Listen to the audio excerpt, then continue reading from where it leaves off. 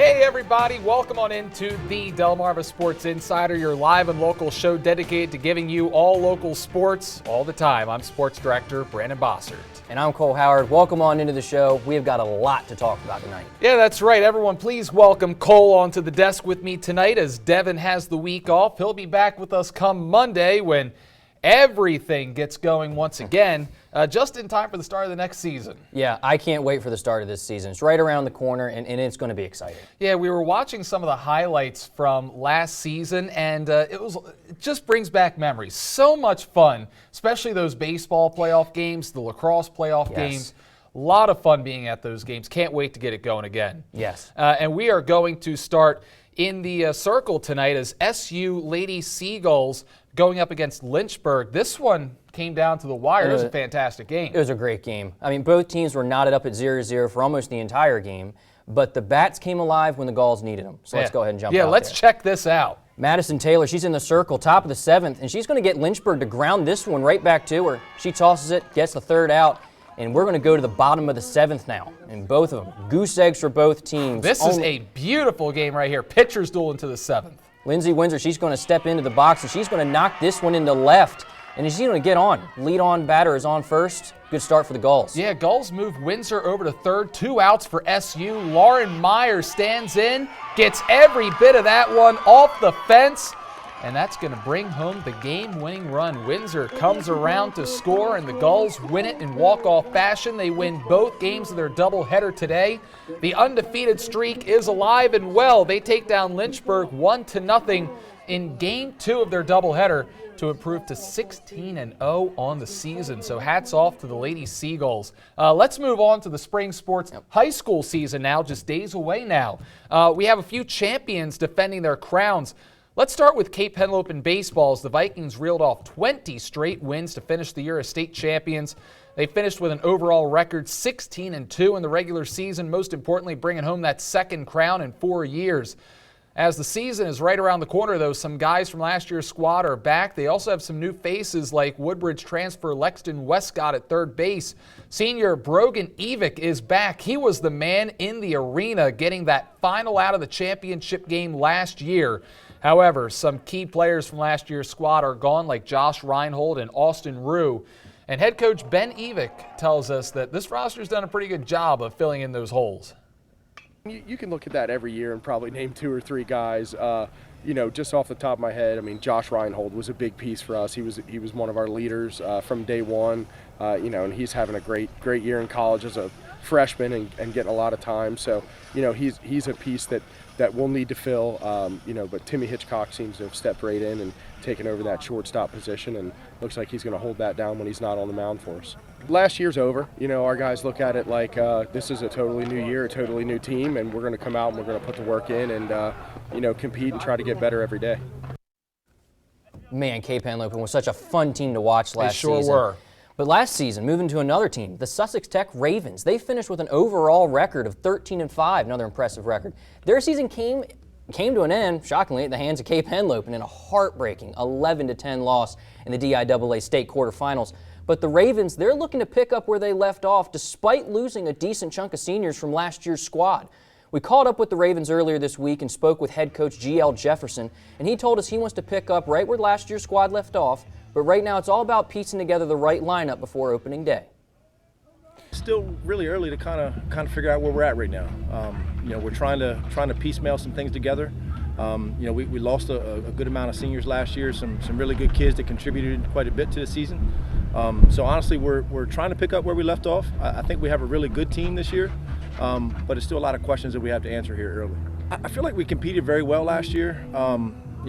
Last year we didn't really start off well in games. I thought we kind of started from behind in a lot of the games that we were in.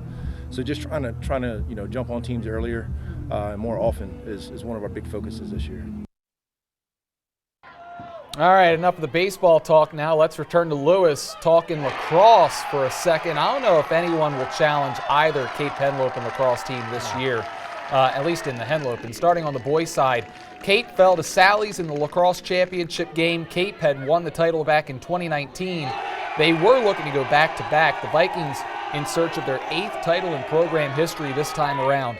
Face-off man C.J. Frickman made All-State last year, and he returns.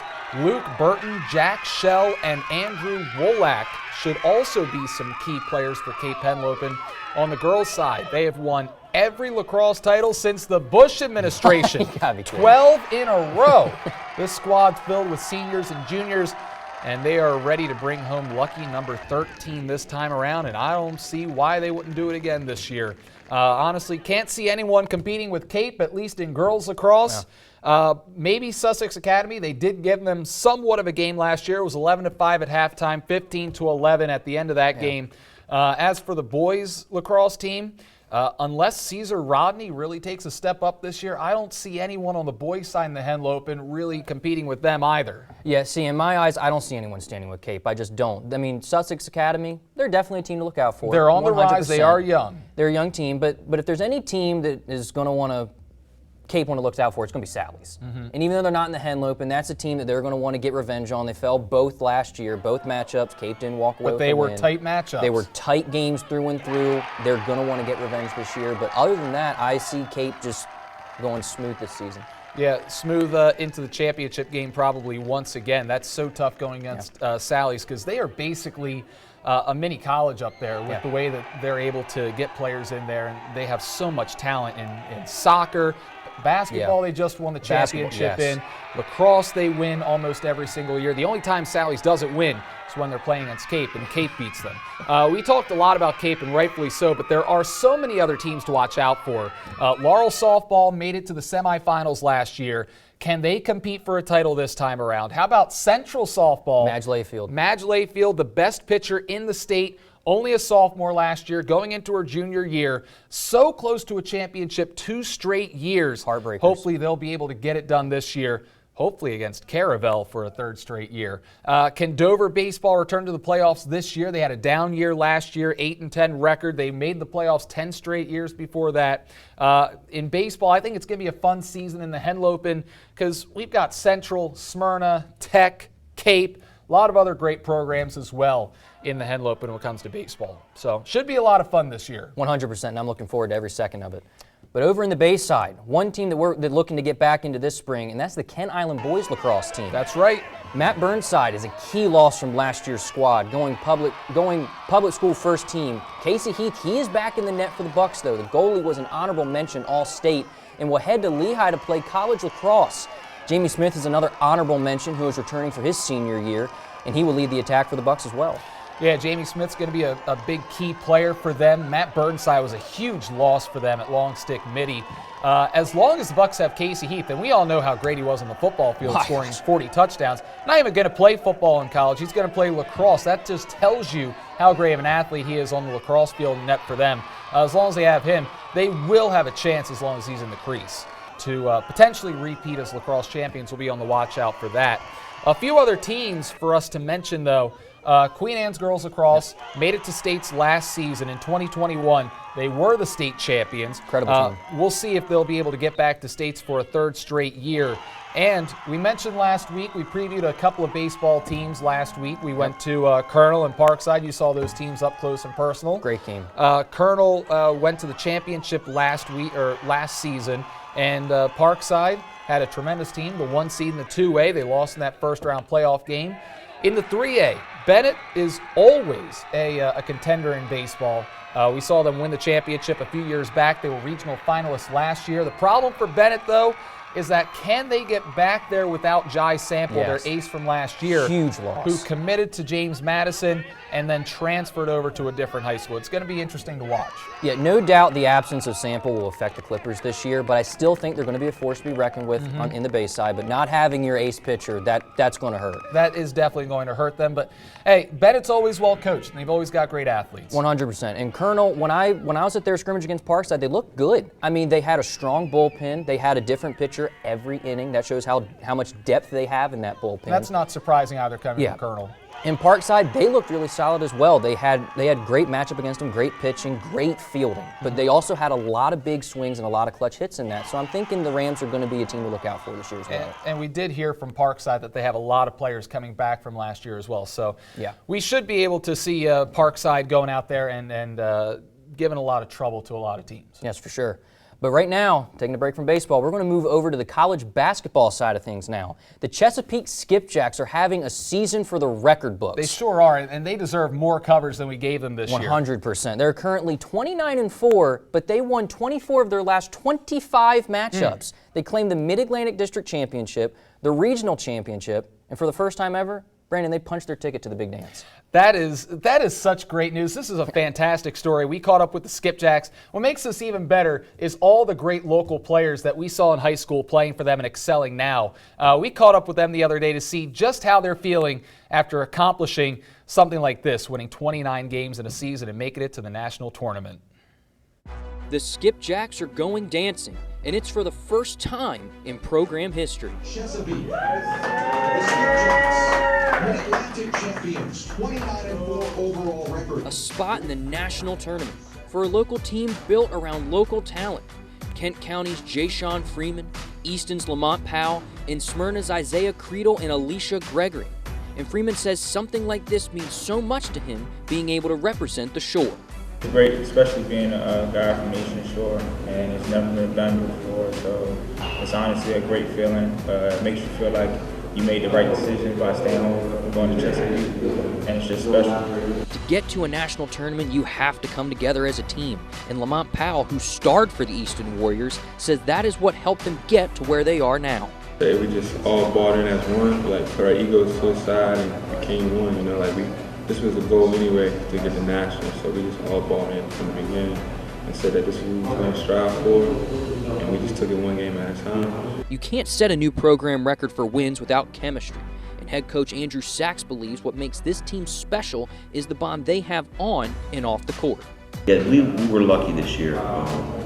We do have a good core of local kids that are familiar with each other and have a common bond, but I really think from top to bottom in our lineup, we have kids who really care about each other, which at this level is a little different because you're trying to get recruited. Reaching the national tournament for the first time in program history, the magnitude of this lofty achievement isn't lost on Coach Sachs. I feel great for our guys. They have an understanding of what it takes to be successful, how hard we have to work. Obviously, there's a sense of pride that we've worked hard and now we've come to see our results. And, puts us in a position to compete for a national title, which is pretty cool. The Skipjacks got to this moment thanks to a smothering defense, ranked 5th in the nation. Powell credits the coaching as defensive toughness has been a building block for this roster. Sachs, that's one crazy guy right there. He stays on us real hard. So when them timeouts come, just know that he finna yell at us. But I think we respond pretty well to that. I feel like that's what we need for us to stay locked in and ball in. So when he yell at us and staying on us real hard, and that's when we know that it's time to pick it up. But in the end, out of all the season in Coach Sachs' career, this is one he'll never forget. It's up there, I can tell you that. This has been a really good group of guys to work with. I've never won 29 games as an assistant or head coach anywhere, so it's pretty special. Cole Howard, 47 ABC, WMDT Sports. At Chesapeake, they earned the number 9 seed in the tournament, and they will take on ranked 8 seed Macomb, who has a record of 25-7, and that game will take place this Tuesday at 10 a.m. Yeah, great job on that story, Cole. It's Thank great you. to see all of those local athletes going out and earning some national recognition. All right, that'll do it for the A block. We're taking our first time out. We've got a local athlete spotlight when we come back with After the Whistle. Don't go anywhere. That and more coming up on the Delmarva Sports Insider. Hey, this is Coach Evick, head coach of Cape Baseball, 2-time state champion. You're watching Delmarva Sports Insider.